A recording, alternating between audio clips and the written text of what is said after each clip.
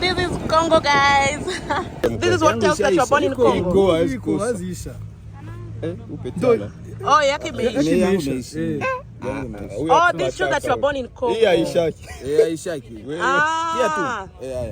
Okay, so you guys are from one country.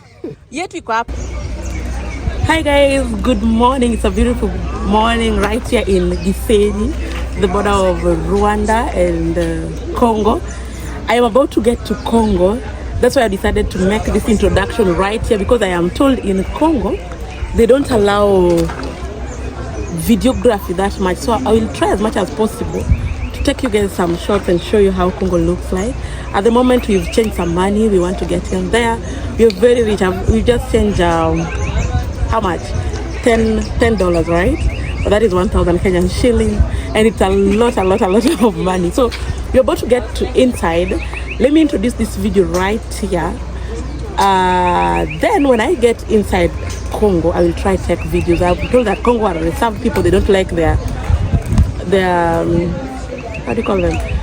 The information taken out, right? So guys, I hope you're gonna enjoy this video, as I'll be showing you a section of Congo, because we're heading to Goma, right? Then we head to Lake Kivu, and then we will continue showing you guys how things will be unfolding for the day. Yeah.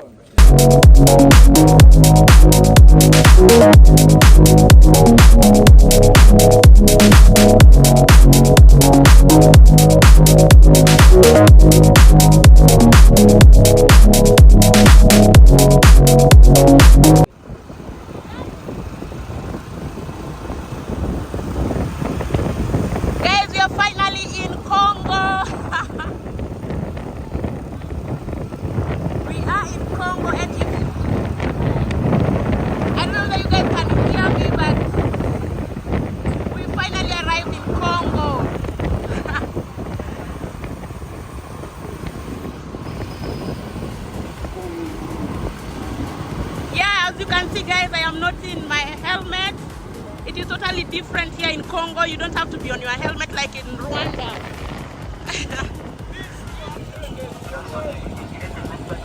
This is Congo, guys.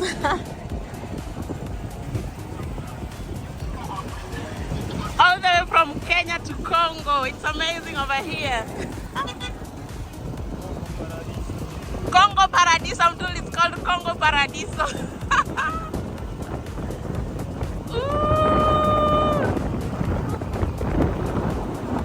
Those are their buses.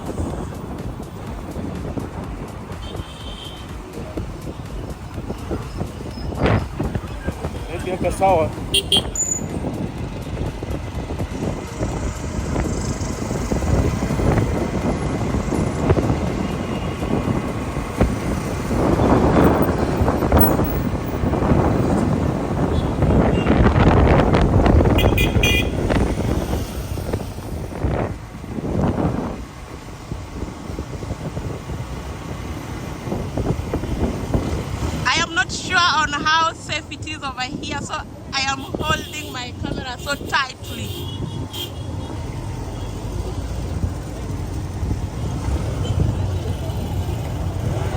Bro, Kenya tumekuja kutembea huku kidogo. Ina warembo wazuri sana. Kenya ina warembo. Warembo sana. Tembea Kenya uone warembo.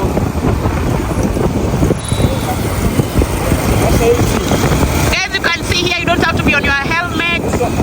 Akataka kusema mtu anapenda mapenzi. Mtu anapenda mapenzi. Sasa mimi. Mimi ni Mkenya, mimi si Mtanzania.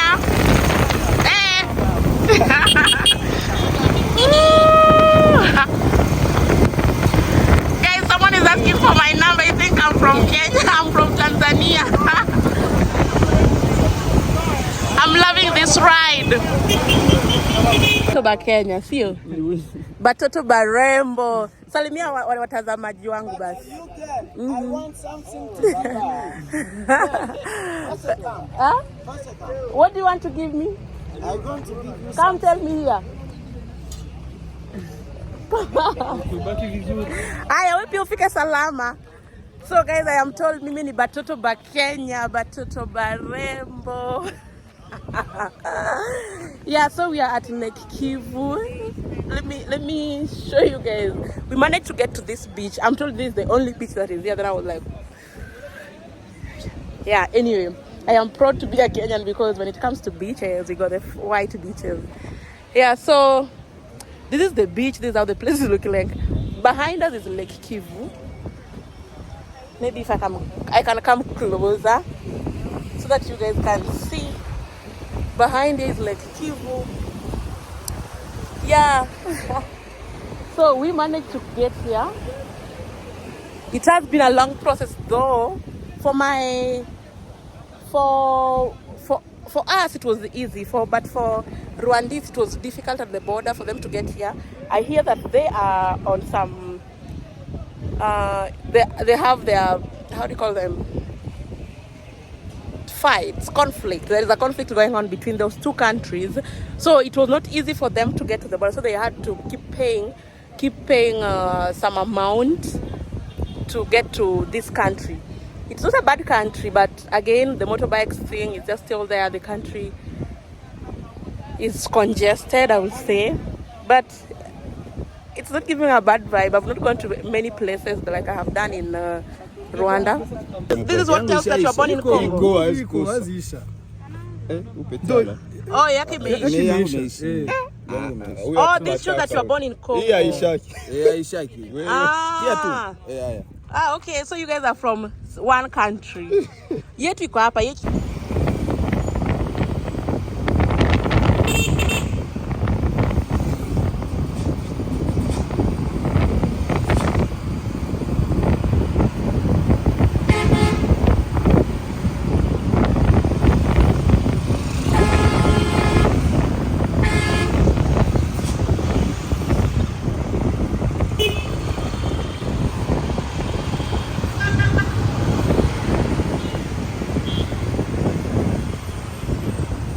Guys, we are still in Congo.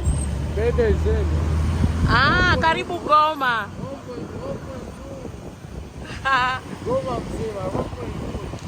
Okay.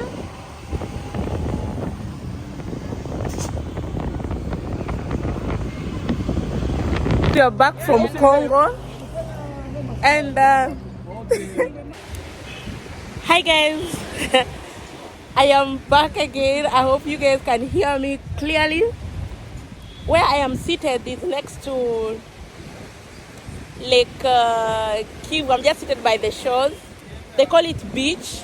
Maybe if I can show you guys. Here it is. This is Lake Kivu in Rwanda, Gisenyi. I went to Lake Kivu, the same Lake Kivu, the other side of Congo. But it wasn't quite appealing over there. Maybe if I can tell you guys my experience at Congo. Woo! I didn't even stay in that country for 2 hours. That country is chaotic. Let me start from there. Very, very, very, very chaotic.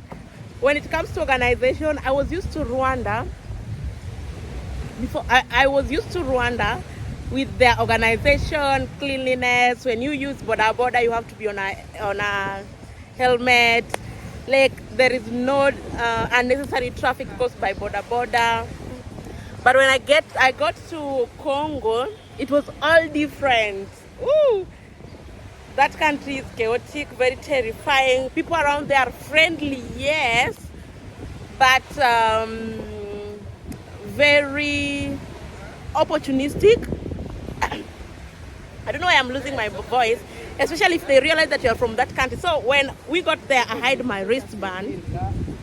So with my wristband, most of them were like, oh, you're from Kenya, batoto ba Kenya, batoto ba zuri, batoto ba rembo. I was like, oh, okay. They're very friendly, yes, but very opportunistic in terms of money. So immediately they saw my wristband, they started overpricing everything. I ended up spending $25 for movement, like for motorbike,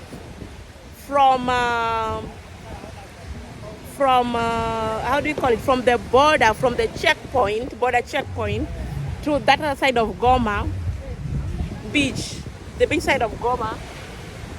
Someone is talking at my, oh, sorry guys. So like we spent $25, like $25 USD, not even Kenyan shilling or anything. I was like, oh, that is a lot. Even in Kenya, you can't spend $25 on movement, on motorbike, on boda, but they call it boda or motor, something like that. So when we got there, it was that chaotic. The motorbike guys came. They were all chaotic. Everyone wants to carry you around. They're friendly, yes. They see you, they realize that you're from Kenya. They're like, oh, but it's over Kenya. Yes, that was interesting. But now, before we got inside, I've never been scared or terrified at the border like we did in Congo. When you got there, our tour guide was is a Rwandese, and at the moment as we speak, there is a conflict between those two countries. So for you to get to Congo, if you are a Rwandese, it is hard. And one thing I have realized again in that country, when it comes to bribing, they take bribe even if the police are seeing. Like, if the police themselves take bribe at the immigration, bribing was everywhere. Like, we started bribing at the checkpoints, at the immigration, at the border checkpoint. We had to bribe those people so that our tour guide can get in with us. So, but because we were Kenyan, as Kenyan, we were not even disturbed by the border, but just mention that you are from Kagame, you are from Rwanda. If they see it on your passport, they can't let you in so easily. No. So we had to pay, I don't know, like $5 for him to get in to Congo. Was it five something Rwandan francs? I'm not sure of it, but it was a good amount of money. We paid from the first stop. Then we got inside at the immigration now for stamping. He again had to pay 2,000 Rwandan francs. Then from there we went to the other side. So immediately this guy realized that we were Kenyan. That was Congolese checkpoint, Congolese immigration side. It was like, you go there. If anybody tell you that they want money or something, tell them, give me back my passport. I am going back. And then this guy was like, if they tell you so, just come back to me. I will take you guys inside. Okay, they were friendly to us, but not to our tour guide who was a Rwandese. So once we got there, my people, immediately we got there. Now we had to use border. But I tell you, this side of East Africa, they prefer using border to taxis, to Uber, to anything. So we find moving with border as easy as moving with the Uber in Kenya. So we had to pick a border to that other side. Hey, now this is where all the chaos started from. Now this border we took us to the other beach, like Kivu on the other side. We wanted to see it from the other side as well. Then we come back see it from Rwanda as well in Gisenyi. So we went there. We were expecting something. I think the other video will come. The other video that you guys will be seeing will be the part of Lake Kivu when you are in Goma. So when we got there, we were like, we were told this is the beach, this is where you guys wanted to come to. I was like, oh, okay. It was looking like a riverbank.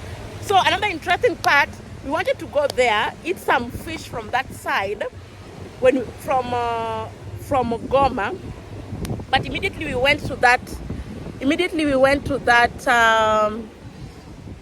hotel. When we were getting at the gate, my people, the soldier was like, for you guys to get in here and eat, you have to pay me some money. I was like, oh. Yeah, he was like, you have to buy me water. And the water is just not a bottle of water, it is a water. Because now they've seen our wristband, they realized that we are not locals. And now it's like, you guys can't just get in, you have to buy me water. It was so serious. He was saying it in French. So our tour guide understands French. So he was saying it in French. Do you know we could not even go and sit down in that hotel? In the first place, that one just pissed me off. I was pissed off. I was like, oh, why should I pay a bribe for me to get to a hotel? After all, this is where your salary comes from. I am just a foreigner. I have bring you guys some foreign cash, like foreign money. What is it? We ended up leaving that place. We took back the motorbike that we went with. We came back to this side. Before we got to back to the border, we found roads were closed, like traffic. Okay, we first got to a certain morgue. They were removing dead bodies from that morgue, taking them to I don't know where. So it was all chaotic. We experienced some traffic, and their border drivers has no license. Like, they are just random drivers. So we had to wait for these bodies to be removed, dead bodies to be removed from that morgue. We experienced a lot of traffic over there. Then immediately we got over that traffic. I am trying to shout because of the waves. I don't know whether you guys are really hearing me, but I hope you guys are hearing me. So we had to move from that traffic. When we moved from that traffic, now we were heading back to, because that country was not bearable for us. We were seeing soldiers moving up and down, like soldiers were moving here and there, soldiers everywhere. The soldiers with their guns all pointed. Then we're like, what is happening? To our shock, we were told that there is a war going on in the next, a few kilometers away from where we were. So the soldiers had to go and control the tension over there. We were like, oh, take us back to the border. Now we started riding back to the border so that we can get to the migration and leave that country. When we got almost to the border, we found one of the roads were blocked, completely blocked, and we could not even move. So we had again to find another route, and soldiers were all over, motorbikes are all over. You're like, am I even safe here? So the motorbikes guys were telling us, now it's not safe. You have to be careful because everywhere is blocked. We have to find another road. We ended up getting in between estates, or I don't know. Then we found ourselves by the border. I'm telling you guys, that country, we didn't even do what took us there. We had to leave immediately because people started fighting already. We're like, oh.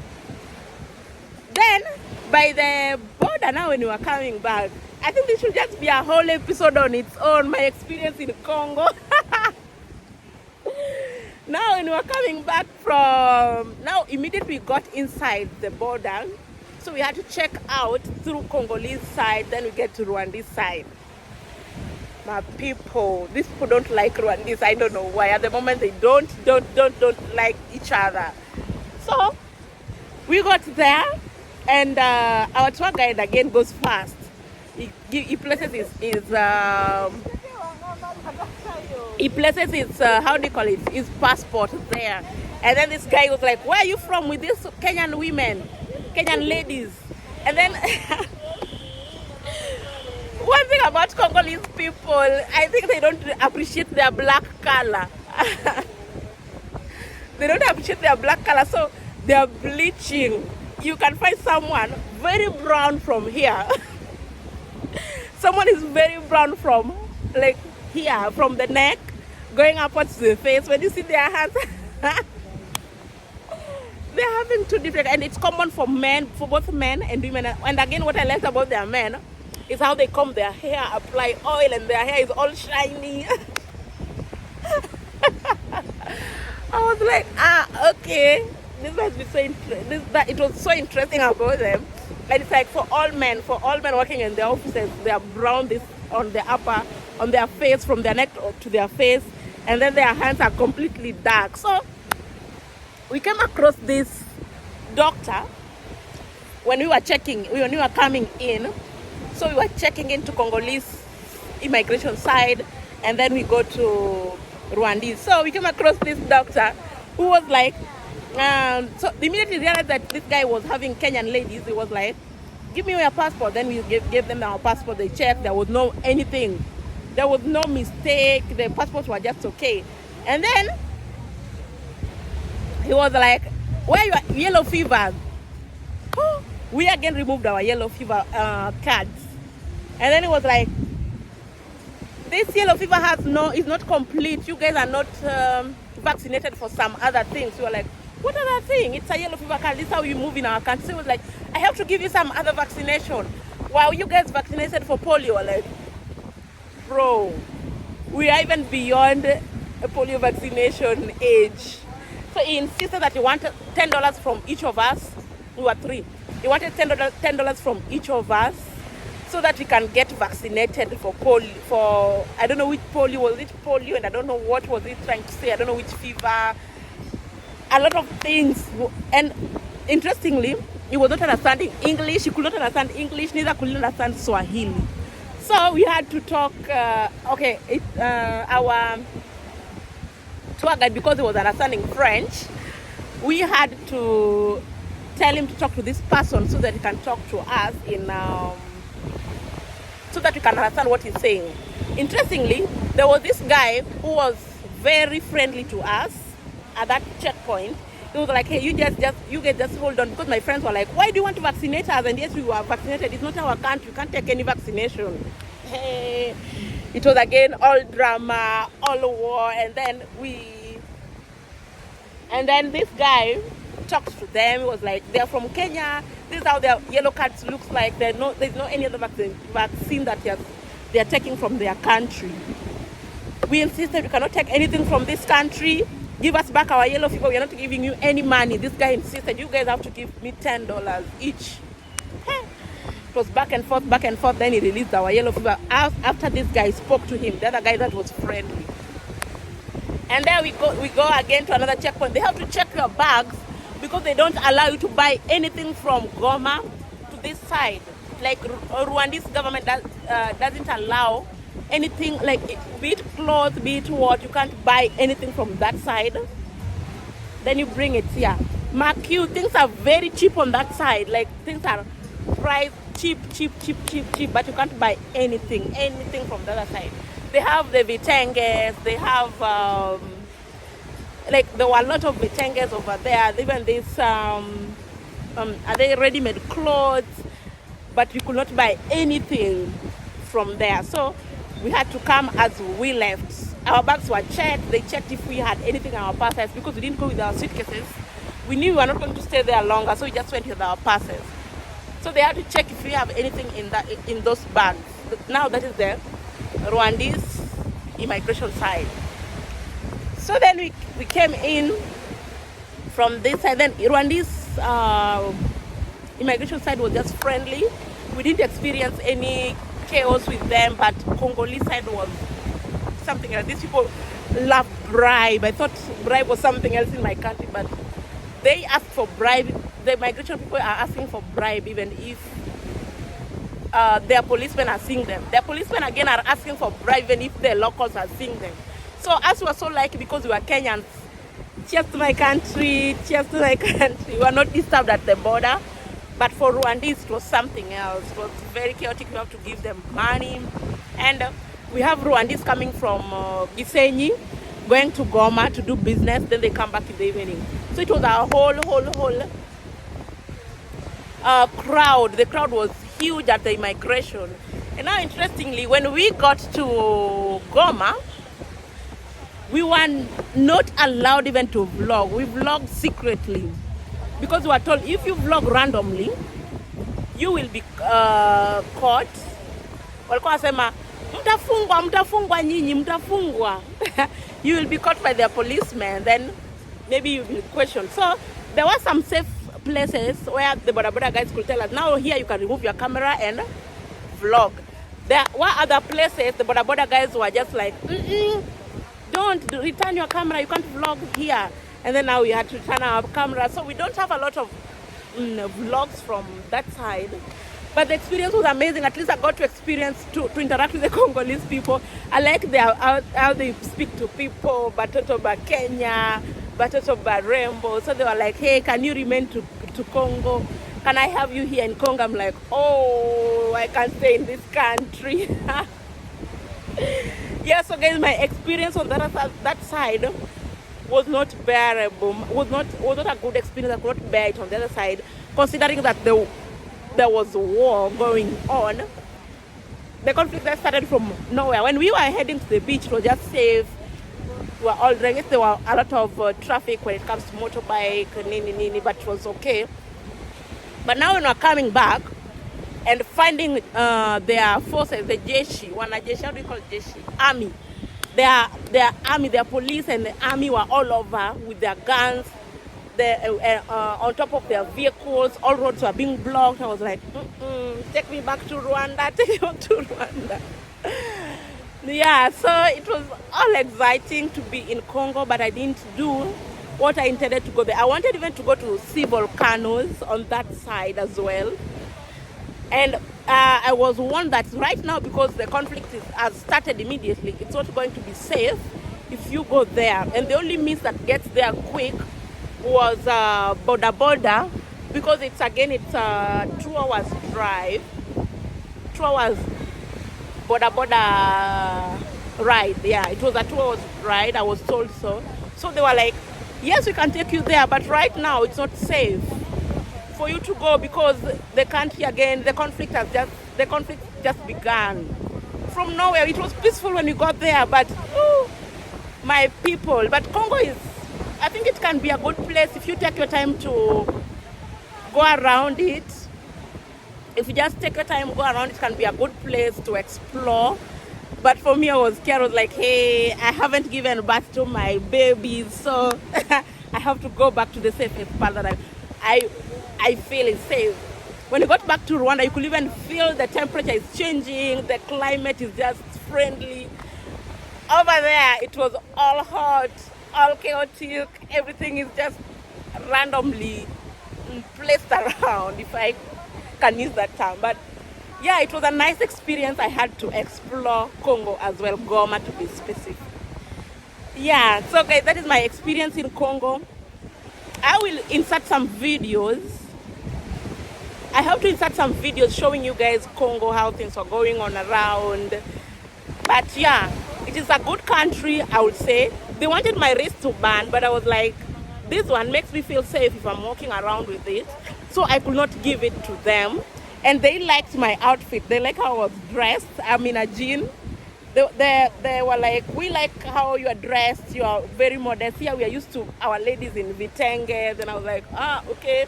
In my country, this is how we dress. Like, this is how I am dressed. Let me show you guys. Yeah, I am in a jean. I don't know that you guys can see it clearly, but this is how I was dressed. Yeah. This is my outfit for the this is my outfit for the day, and that's how I went there. And this outfit, this is what they liked. They like, no, you are in a denim, we like this outfit. Here we only see, how are they calling it? It's the vitenge name. That is how they call it in French.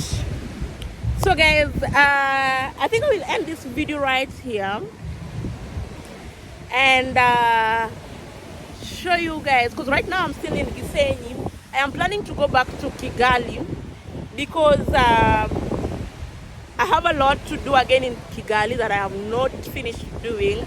So I'll just have to end this video right here. My Congo experience, the video on my Congo experience right here. I am sorry I had not vlogged a lot of things because I got there and things blew up. So for anyone who is intending to travel, if you are a Rwandese, just know that you have to get ready to be paying money here and there. If you are a Kenyan like I am, just know that it is safe for you. Just present your passport and they respect Kenya a lot. I have realized it that Kenya is very respected in these borders. Like, they really respect Kenya. If they see that you're a Kenyan with your Kenyan passport, they're like, yo, just go in. It's like they were expecting you. So for Rwandese right now, I think it's just not the right time for you to go there if you're a Rwandese. And interestingly, you could not even mention that you're from Rwanda. Our tour guide was like, don't say anything that is about Rwanda here. And again, don't show them money. Don't let them not peep or even realize that you have money in your purse. And when we were leaving the immigration, the last check, we were told, zip your purse, make sure everything is safe because I am not guaranteeing you any safety. I was like, where are we heading to? Huh? So we had to zip our bags, lock our phones in our bags, then we left. So immediately we got our bikes. They were like, we will tell you where and when to hold your cameras. If I say no, you turn your camera in your bags, and we were very respectful enough to obey them. That's why we just have a minimal content on when it comes to Congo. I was intending to go to see those volcanoes so that I can show you guys, but unfortunately things blew up, so I had to come back to Rwanda. It is very peaceful over here in Rwanda. You can just exist in Rwanda. Yeah, but I love it traveling with my wristband. It gives me a lot of respect when I get to the immigration borders. Yeah. So guys, I'm ending this video right here because I want to take my lunch from this resort. Maybe I can show you guys. It's a beachfront hotel around here.